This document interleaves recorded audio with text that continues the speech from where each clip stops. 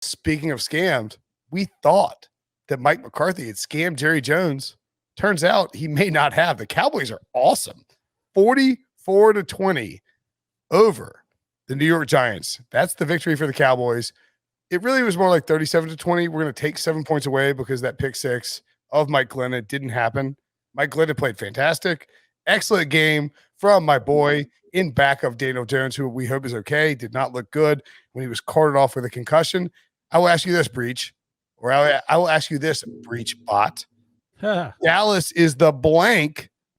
Oh, get out of here, Debo. Dallas is the blank best team in the NFC. Oh, my God. Leave that after Debo so I can take a picture and send it to blank. Breech bot 3000 as going full Breech bot.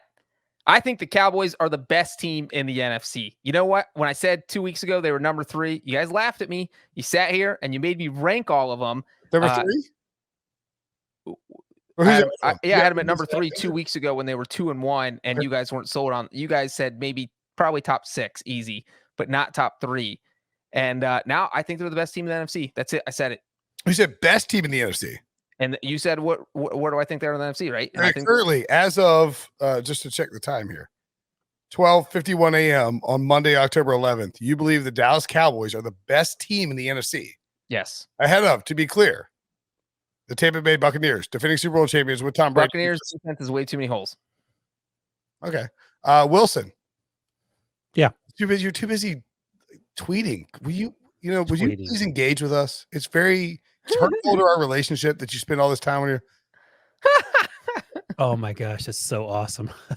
It's awesome every time. Please watch YouTube so you can see Debo just, what'd you call it? Nut punching?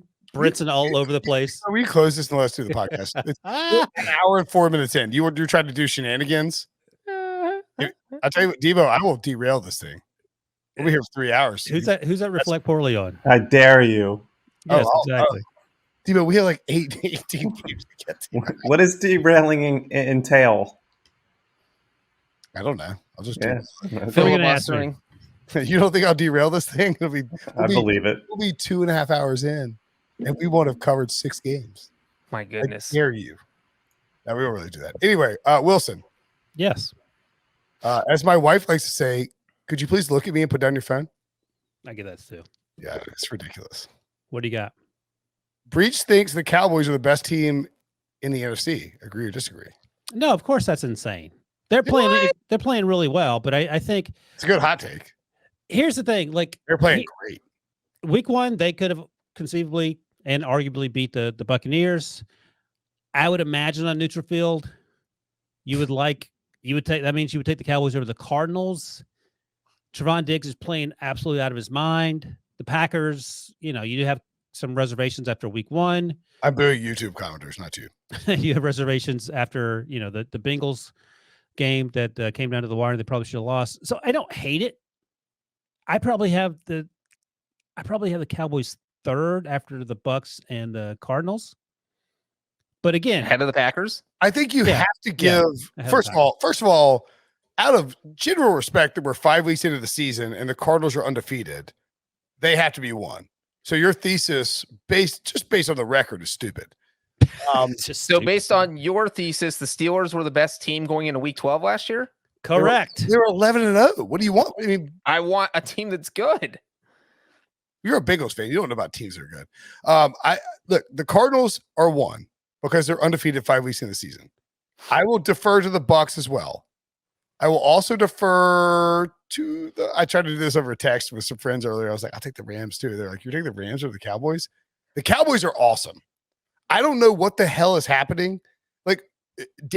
First of all, Mike McCarthy has delegated everything to Kellen Moore, and that offense is cooking with gas.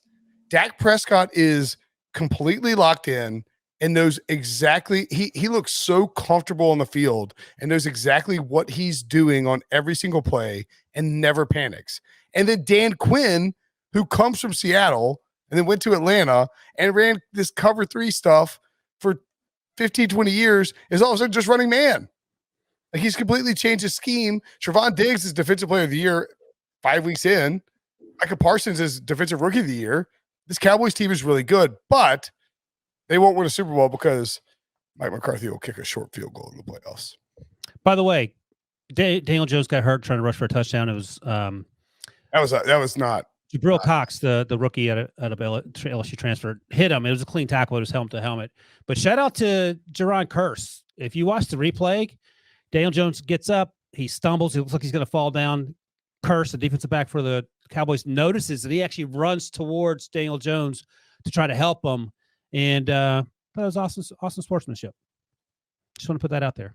That was a not a cool. I mean, I love my boy Mike Glennon, a punter who got into the football game, but that was not a fun moment for Daniel Jones. And Saquon Barkley ruled out very quickly an accidental ankle injury, As opposed to the intentional ones.